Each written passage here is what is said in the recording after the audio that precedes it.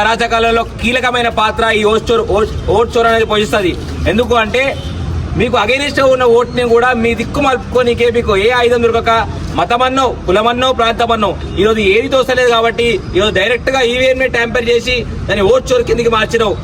ఈ మాటని జస్ట్ ఒక విమర్శలాగా చూసిన ఇన్ని రోజులు రాహుల్ గాంధీ విమర్శ కాదు నిజం అని చెప్పి ప్రూఫ్ తో సహా డైరెక్ట్ మీడియా ముందర ప్రూఫ్ తో సహా విత్ ఫాదర్ నేమ్ పేరు మీద ఎన్ని ఓట్లు ఉన్నాయి ఎక్కడెక్కడ ఉన్నాయి అని చెప్పి క్లియర్ గా చూపించిండు. కర్ణాటకలో జరగలేదు ఓట్ చోరీ, మన కర్ణాటక గెలిచిందని మాట్లాడారు. అదే కర్ణాటకలో ఓట్ చోరీ జరిగిందని చెప్పి చూపించడం ఎందుకు అంటే రాహుల్ గాంధీ గారు ఏది మాట్లాడినా క్లారిటీతో నిజాయితీగా నిజంగా మాట్లాడతారు కాబట్టి రాహుల్ గాంధీ గారు ఈ రకంగా ఉన్నారు.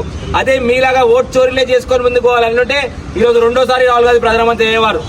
కాకపోతే ఈ రోజు కన్నా ప్రభుత్వం కేంద్ర ప్రభుత్వం తెలుసుకుంది, మేము తప్పు చేశామని వాళ్ళకి అర్థమైంది కాబట్టి డైరెక్ట్ గా ఢిల్లీ సీఎం రేఖా గుప్తా ఒక ఇంటర్వ్యూలో అవును ఓట్ చోరీ జరిగింది మీరు చేయలేదా అని చెప్పి మాట్లాడింది.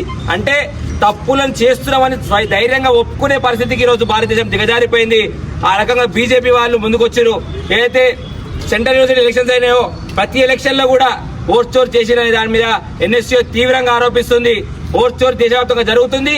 ఈ ఓట్ చోర్ పైన క్యాంపెయిన్ జరుగుతుంది. తెలంగాణ రాష్ట్రంలో ప్రతి నలుమూలలకు తీసుకుపోతాం. ప్రతి ఒక్క మారుమూల గ్రామంలో కూడా వాళ్ళ లోపల చైతన్యం నింపుతాం.